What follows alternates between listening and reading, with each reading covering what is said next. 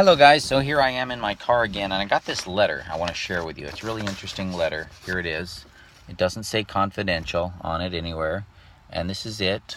And it's from a Baptista marine surveyor on the Big Island. He's an elderly man. I really appreciated our conversations and him giving me a ride, actually, to pick up this van. And, there was something that I overheard in the conversation that he had with the previous owner, the owner of the vessel. I don't even know if that our ministry actually took ownership. But for those of you that are watching this video for the first time, I came from our little ministry, a homeless shelter in California, to Hawaii to accept a donation of a large vessel. This is a very nice, I guess the sun is just shining right on my face, that's okay.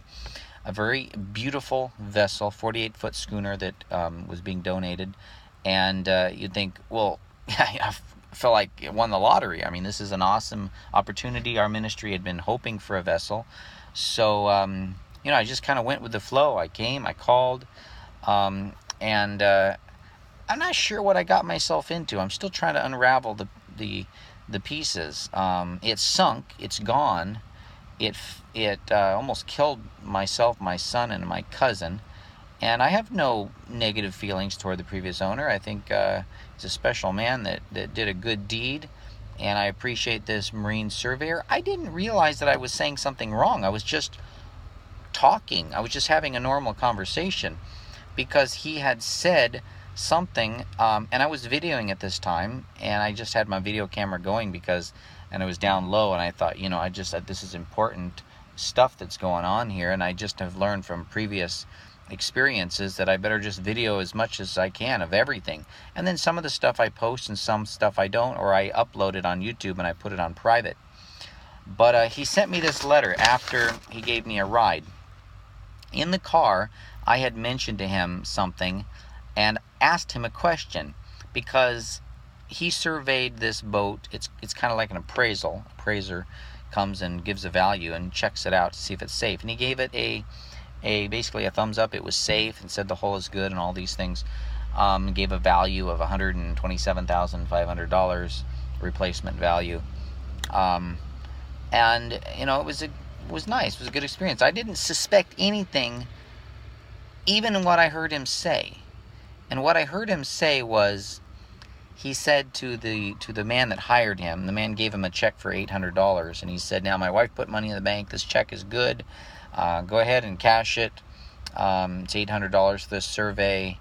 And upon doing that, this surveyor, his name is Ronald Baptista, he said, now I want you to know I am always loyal to the person who pays me to do the survey.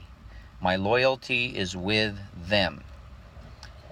And, I didn't think anything of that, what he said. I didn't know it's wrong to say that. I had no idea. I'm not a boat surveyor person. I didn't think anything of it. All I know is that surveyors are hard to find, and so I started thinking maybe I would need to have another survey for myself. What if I were legally required? And so when he was dropping me off, I said, so, I don't suppose you could do a survey. I know you're loyal to the one who hired you first, but would you be able to do a survey for me also?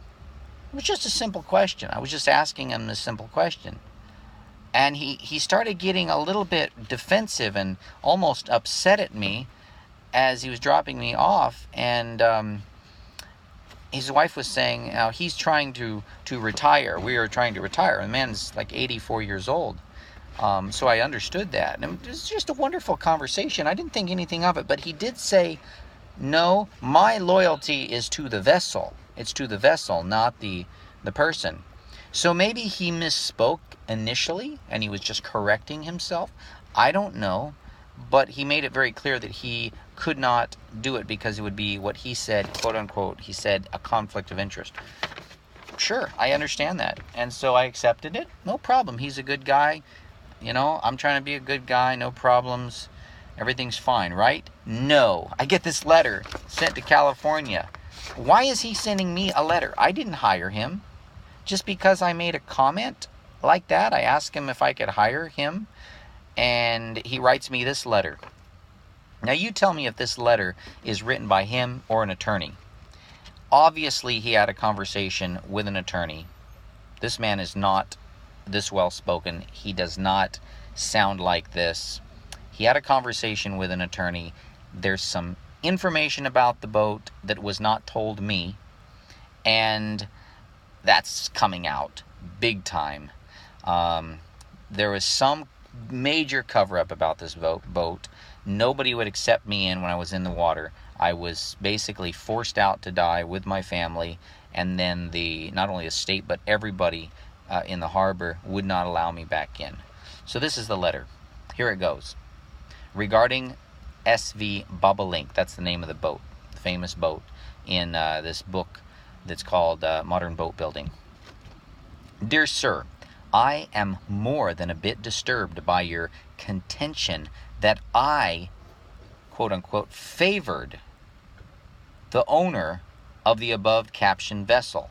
I understand that you even alluded to this during a recent conversation with a broker of Pacific Boats and Yachts. I don't even remember having a conversation with someone at Pacific Boats and Yachts about this. And why would I allude to that? And what does that mean, allude? Allude. Either I said it or I didn't. How can you allude to saying something like that? Okay. For the record, okay, attorney talk. For the record, I had never known, this is underlined, I had never known or even met with Mr. So-and-so, person who owned the vessel, nor had any conversations with him prior to the vessel survey, nor following that survey that I conducted on 20th December 2016. Further, I am not friends of any boat owner, prospective buyer, nor other recipient for obvious reasons, as I always represent the vessel, a separate entity. This includes, of course, Mr. So-and-so, nor you. I conduct my business in accordance with Code of Ethics, quote unquote, of American Society of Naval Architects and Marine Engineers, as well as American Society of Naval Engineers, both of which I have been a standing member for over 25 years, and this includes our own Code of Ethics for over 50 years. I have no idea of where you are attempting to go with your contentions and allegations. What allegations? I've never talked to this guy about this since. What I told you is exactly what happened. Contentions and allegations. But may I suggest very strongly that you immediately cease and desist. I and my attorneys consider that your contentions and allegations are attempts to slander of my reputation,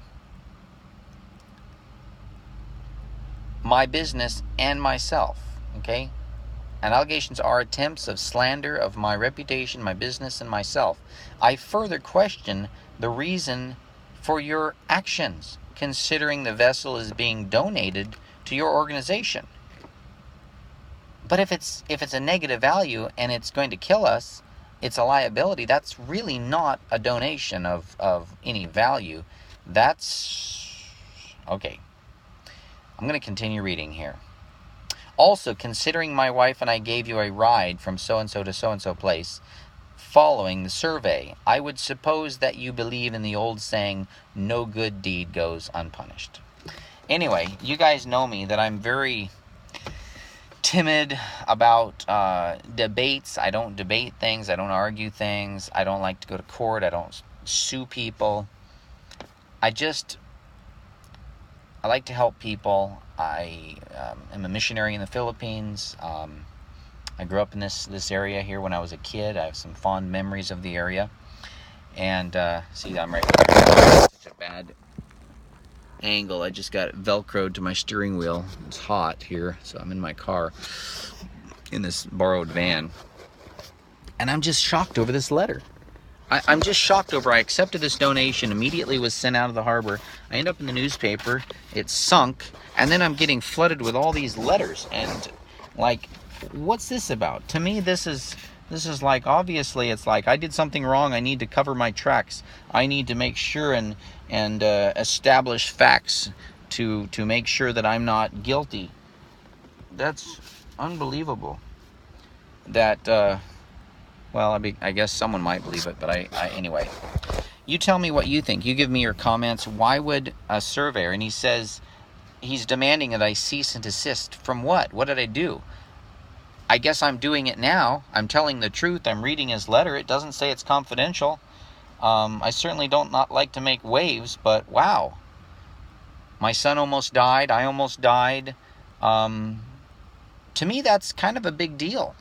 Other people have died. I heard of a man that was sent out from Kauai, forced out of there, and he was rescued by Coast Guard and died during the rescue attempt. So, you know, maybe I should talk about this. Maybe because someone died, I should be the one that's brave enough to talk about it. Maybe I should talk about it because other people are going to be shunned or pushed out into the dangerous sea that are in unsafe conditions because of some of the rules and stuff that I don't even understand, and the limited slips. And then because of my message here, I'm going to save someone's life. How about that? That's what I'm thinking about. That's what I'm concerned about. So I think the answer is no. I'm not going to cease and desist from telling the truth. In fact, I may play the video of him saying that if that's what he would like me to do. I'll wait a while on that. I've got all the conversations of him and the previous owner talking, and the previous owner talking to myself when we first met him, going through the vessel. I've got videos of inside the vessel of things that supposedly were okay, of where it shows this is a ferro cement boat, and areas where the steel underneath was actually expanding and the cement was fracturing and falling down, huge pieces sloughing off of the wall, and yet it was safe. I don't know anything, but the surveyor knows everything, and everyone else knows everything, that it's safe. Well, why did it sink, and why wouldn't anyone let me in? And yeah, anyway, I think I'll just continue to take this and see how far it goes. And